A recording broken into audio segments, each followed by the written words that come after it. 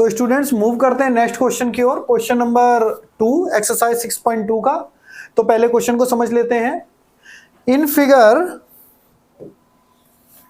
6.29, ये 6.29 फिगर है स्टूडेंट्स, जहां पे दिया हुआ है कि ए बी और सी डी आपस में पैरेलल है। अच्छा, तीनों पैरेलल है, ए बी सी डी के पैरेलल है और सी डी ई एफ के पैरेलल है। तो ध्यान से देखना, यहां पर ये लाइन ए बी किसके पैरेलल है?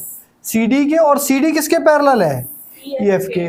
तो इसका मतलब है कि ए बी भी ऑटोमेटिक किसके पैरेलल हो गई?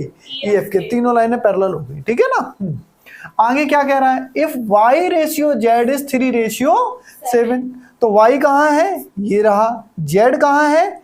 ये रहा। तो क्वेश्चन में दिया हुआ है बच्चों y ratio z is equal to 3:7, और जब भी रेशियो हटाते हैं तो क्या करते हैं?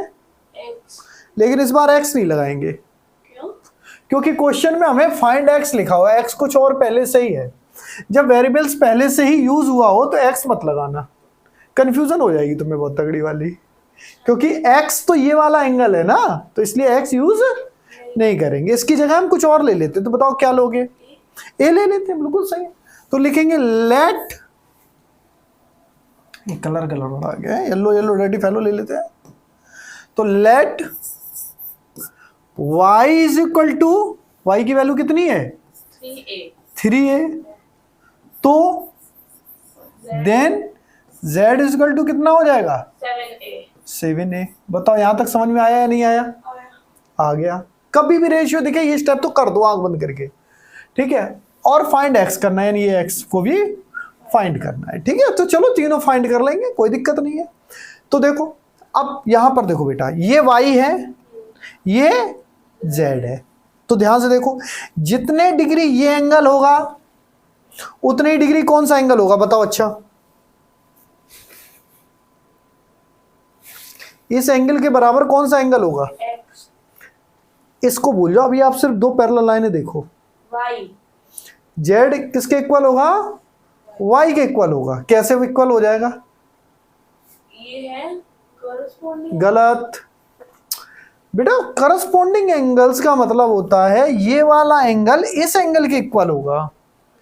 करस्पॉन्डिंग में ये वाला एंगल इस एंगल के इक्वल होगा, ये वाला एंगल इस एंगल के इक्वल होगा, और ये वाला एंगल इस एंगल के इक्वल होगा। तो अगर करस्पॉन्डिंग यूज करना चाहते हो आप, तो जो जेड वाला एंगल है इसका करस्पॉन्डिंग एंगल कौन सा बनेगा? ये बनेगा। भूल गए क्या? देखो मैं दिखाता हूं करस्पॉन्डिंग एंगल्स वाला।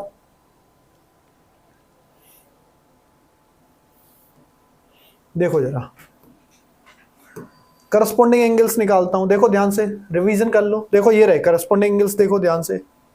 करस्पॉन्डिंग एंगल्स क्या होते हैं? संगत कोण। ध्यान से देखो, 1 किसके इक्वल है? 5 के। 1 इक्वल है 2 किसके इक्वल है? 6 के। 3 इक्वल किसके है? 7। करस्पॉन्डिंग देखो ना, इसका करस्पॉन्डिंग ये, इसका करस्पॉन्डिंग ये, दिख रहा है कि नहीं दिख रहा है? तो अगर करस्पॉन्डिंग देखोगे तो इस y का करस्पॉन्डिंग कौन बनेगा? ये एंगल बनेगा ना। और इस z का करस्पॉन्डिंग कौन सा बनेगा? ये एंगल बनेगा। ठीक है कि नहीं? अभी भी कोई कंफ्यूजन है? नहीं। ऐसे कई तरीके से कर सकते हैं इस क्वेश्चन को भी, ठीक है।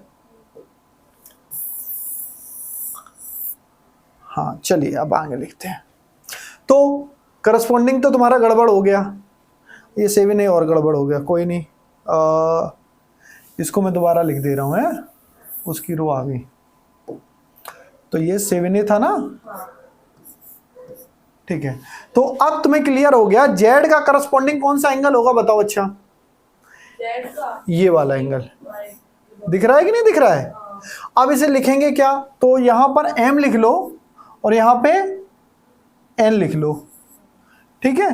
तो इसे लिख सकते हैं m, या इसे नाम दे देते हैं, XYZ होता है ना, तो इसे एंगल दे दो P, ठीक है। तो angle P is equal to किसके हो जाएगा? एंगल Z के। इज इक्वल टू कितना हो गया?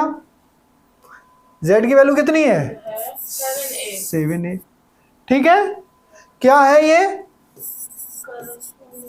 Corresponding angles.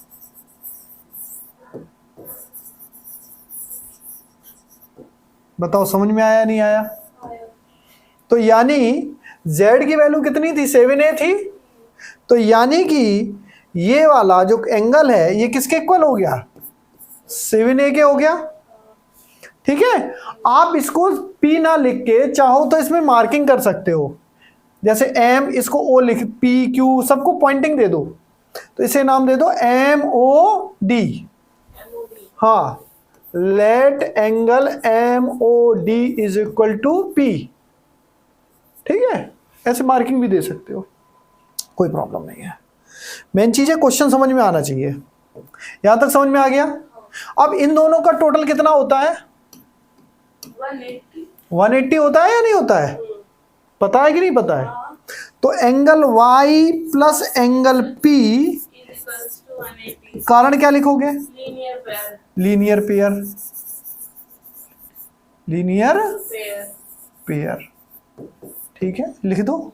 तो y की वैल्यू कितनी है, ध्यान से देखो, 3a। p की वैल्यू कितनी है, 7a इज इक्वल टू 3 और 7 कितना हो गया, 10a। 10a की वैल्यू कितनी हो गई, 180। तो a की वैल्यू कितनी आ गई, 0 से 0, कितना आंसर आ गया, a की वैल्यू 18 आई है। तो एंगल y की वैल्यू कितनी हो जाएगी, देख के बताओ। y की वैल्यू किसके बराबर है, 3a के। a की वैल्यू कितनी आई है, 18 को 3 से इंटू करो, 54। इसी तरह एंगल z ले लो, इसकी वैल्यू किसके इक्वल है, ध्यान से देखो। a की वैल्यू कितनी है, 18 को 7 से मल्टीप्लाई करो, नहीं याद है, 126 डिग्री। यहां तक समझ में आ गया। अब देखो बेटा, हमें यह पता चल गया कि ये एंगल कितने का पता चल गया हमें, ये एंगल पता चल गया हमें 126 का, और ये वाला कितने का है, 54 का। ठीक है, अब फिर से देखो, अब तुम चाहो तो सीधा ही लिख सकते हैं, x किसके इक्वल होगा, 126 के। कैसे, किस नियम से, alternate angle, interior alternate angle. ठीक है, हाँ, तो लिख देते हैं क्या, angle x is equal to angle P। y के बराबर कैसे हो जाएगा, जब दो पैरेलल लाइंस हैं, ये वाली AB और CD, और इसको एक ट्रांसवर्सल लाइन काटती है, तो ये एंगल इसके इक्वल होगा कि नहीं होगा। अभी तुम्हें एंगल याद नहीं है, सही से उस टेबल को याद कर लेना, कौन सा करस्पॉन्डिंग है, कौन सा, कोई कुछ भी बोल रही हो। और एंगल P, और P कितने का निकला है, इक्वल टू, अरे इज इक्वल टू 126। ठीक है, बिकॉज, क्यों, क्योंकि ये दोनों क्या है, अल्टरनेट इंटीरियर एंगल्स। उस टेबल में हर एक वर्ड, हर चीज समझाई हुई, हिंदी में भी और इंग्लिश में भी। कोई शब्द नहीं आ रहा, उस टेबल में से देख सकते हो, जो पिछली फर्स्ट क्लास में बताई थी। ठीक है, समझ में आ गया अच्छी तरीके से, कोई डाउट तो नहीं है।